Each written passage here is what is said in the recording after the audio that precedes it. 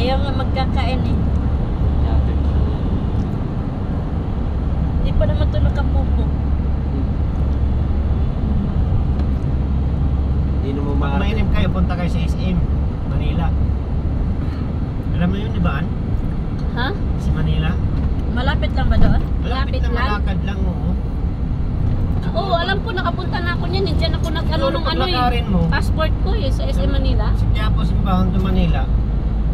Malayo dyan sa ano lang eh. Malayo na ngayon Talipapa. Oo.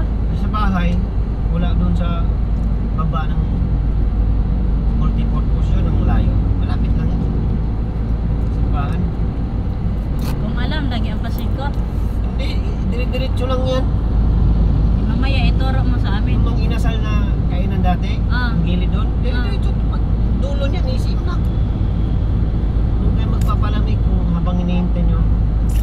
Sila nang sasama sa vlog, Angie, magpa-vlog sila. Para may kasama din ako mag-video eh. Kasi malayo din, wala kasi maparikingan doon. Ito, iwan na natin sa Quiapo. Sasakay kami ng jeep o kaya mga electronic bike.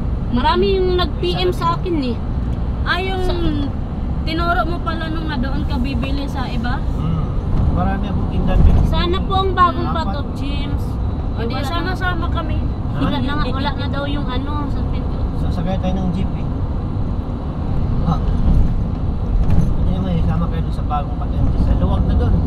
Oo. Bakit? Mayroon lang ano? Sa layo na? Hindi kayo nakapunta ma? Ako lang pala nakapunta doon. Tinuro na doon ma. Masakay nga. Isang ano, bilihan niya. Pag kailangan na magbitbit.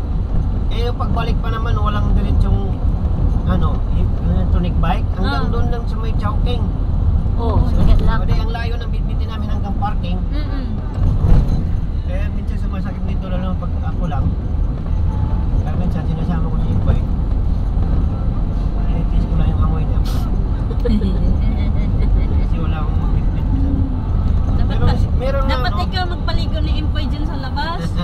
Ikaw mag-spray para makita mo talagang nagsabon siya. Oo, tapos ano, vlog mo, di ba? Daming ano, yung